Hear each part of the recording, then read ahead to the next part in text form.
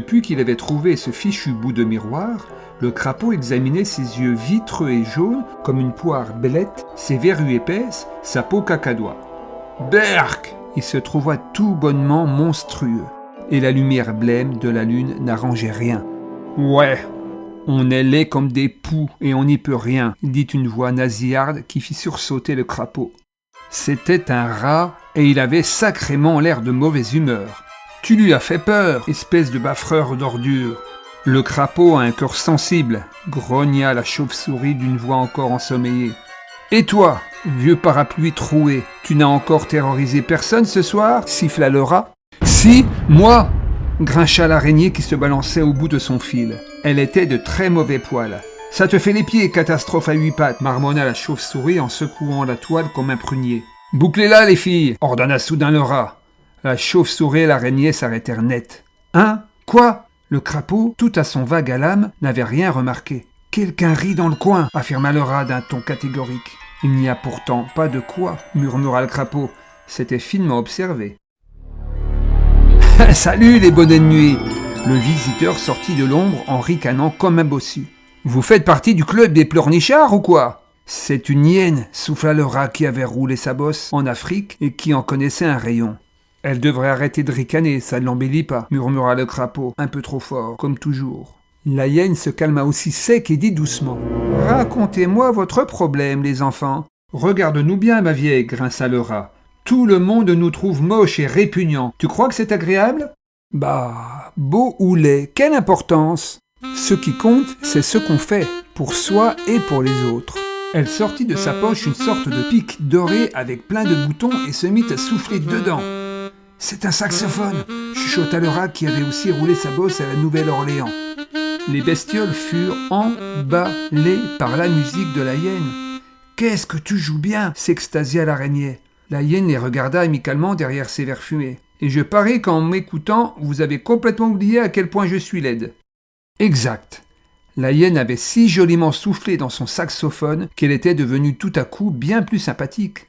Le rat comprit l'astuce.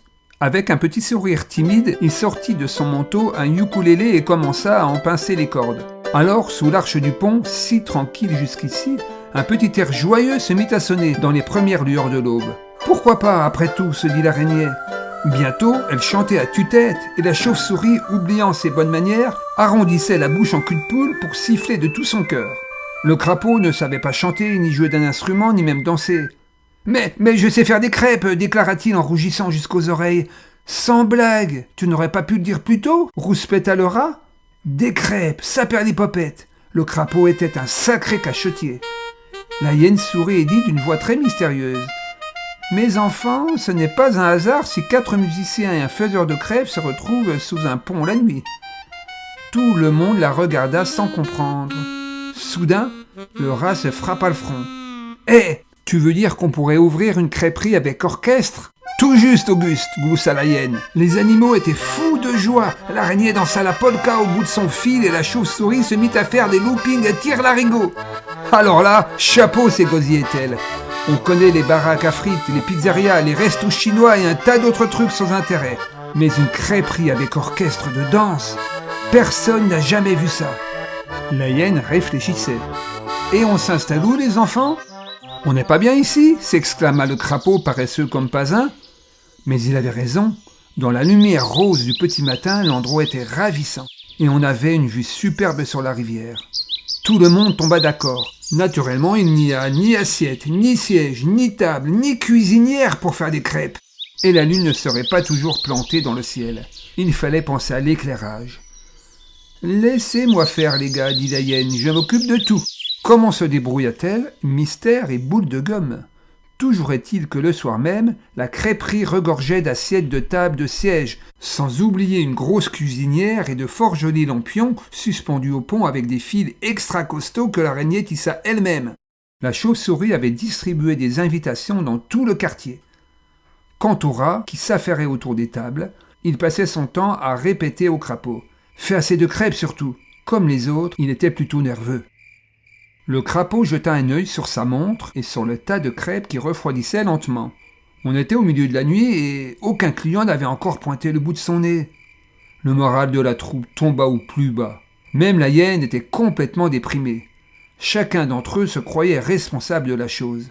« J'ai beau faire, je terrorise tout le monde, moi », soupira la chauve-souris. Le crapaud songeait qu'avec une tête pareille, il avait dû couper l'appétit aux plus affamés.